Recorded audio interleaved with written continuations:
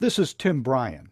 On Tuesday, officials celebrated the return of Kulani Correctional Facility, a moment years in the making. Kulani operated in this very spot from 1946 on, continuously, and all of a sudden, it was gone. In a matter of months, it was gone. 90 employees lost their jobs. We lost a very, very critical part of the correctional programming process. The community lost a valuable resource in terms of community service and other kinds of programming that Kulani contributed to the community. And most of all, many, many lives were devastated. But we're back. There are so many people who contributed to this moment. We worked very, very hard for 2 years to make this moment possible. We are still a week or two away before the first inmates will arrive here. We still got a few more things we gotta tie up, like making sure the kitchen's operating, but we will operate. We will get back to capacity within a matter of maybe another 6 months. Today is simply the start. The warden of Kulani, Ruth Forbes. Ruth, why are you hiding? Ruth has assembled a very strong team for us. Thank you. Thank you to Ruth and all of her staff who have worked very hard to reach this day. And I said, Governor, what do you think about reopening Kulani? And he told me that's the right thing to do.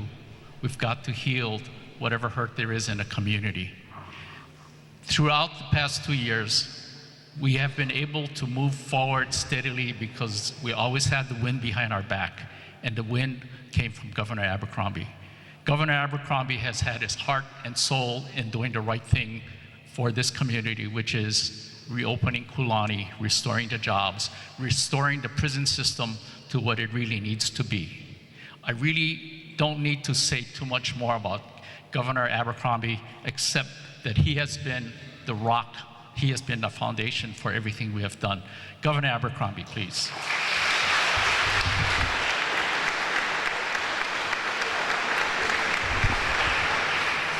Oh, thank you, everybody. That's very kind. Aloha. Oh, we do better than that on this great Kulani Day. Aloha. You're very kind. I'm very appreciative. I'm thinking at this very moment, when I was campaigning over 4 years ago now, going door to door down in Hilo. Saturday, hot. Oh, I thought, what do I look like? I must be soaked from my shoulders to my knees. I came to a door, and there was a lady there, and she said to me, I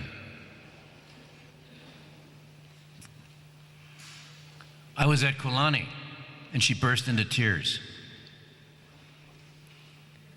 Oh, I had already had my reservations about the closing of Kulani. Some of you may know I was a probation officer at one point in my life, an officer of the court, but I wasn't prepared for that. I gave her a hug.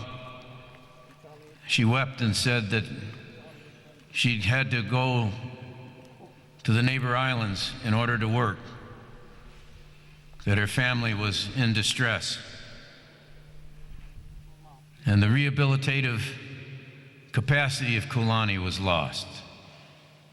I was just asked by the press outside about what this day is about.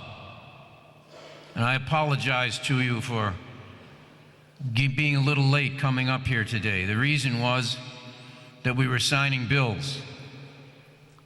I don't know if it's the first time ever that bills have actually been signed on the neighbor island, but there were a package of bills that had been put together, and I was pleased to be able to be there with your terrific island legislators to sign those bills. And among those bills was for the University of Hawaii to partner to see to it that we try to salvage children's lives that might otherwise be lost.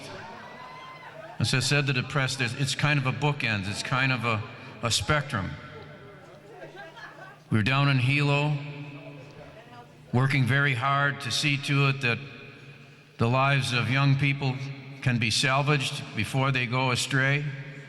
And we're going to Kulani today to see whether we can reclaim lives that have been lost or on the pathway to nowhere. That's what this is all about. This is a community and a community opportunity. We're going to be bringing people back.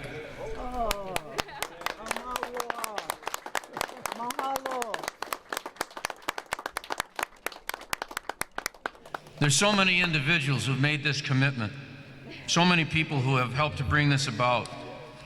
So I just want to say that, yes, there were about 100 staff displaced. There were 200 inmates transferred to other overcrowded facilities. Every facility in the state is overcrowded. That's an interesting word, isn't it? Overcrowded. You know, it's like saying, you know, a standing room only, you know, as if we're at a concert. That's not the way it works. And it's not the way it works for the corrections staff.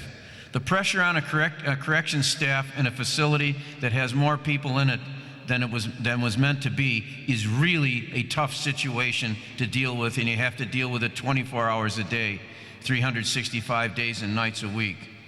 So while we're finding ways to bring inmates home, we have to find ways to bring corrections up into the 21st century.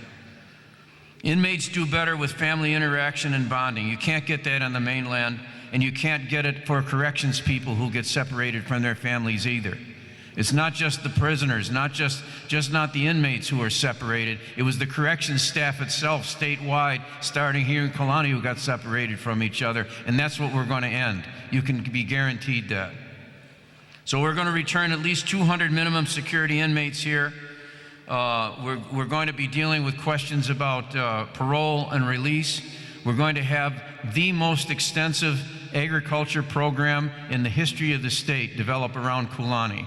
The Department of Agriculture and the Department of Public Safety is going to be develop hundreds of acres right here on Oahu to see to it that ag in the 21st century, jobs and prisoners being able to feed themselves and others is going to take place. We're going to have additional staff to see to it that we meet 21st century standards. We're going to take care of all the repairs, all the upgrades, everything from kitchen equipment to electrical work. This is going to be a first-class operation all the way, guaranteed.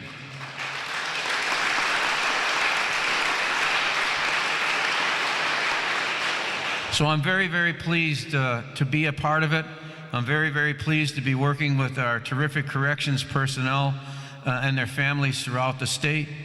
I'm very, very pleased to see that it's going to be the Big Island and Kulani that's taking the lead as we bring the entire correction system into the 21st century. Mahalo nui loa.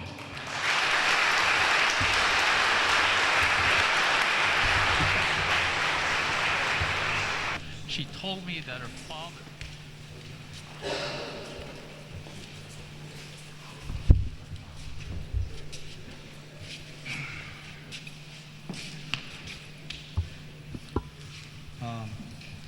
Governor Abercrombie, on behalf of the new KCF staff, we want to present this to you. Thank you. On the reopening of Kulani. May I read it? Sure. Thank you very much. May I read it? It's presented on this day, July 2014, the first day, to Governor Abercrombie in recognition and appreciation of the reopening of Kulani Correctional Facility. Mahalo nui loa from the staff of KCF. There we are.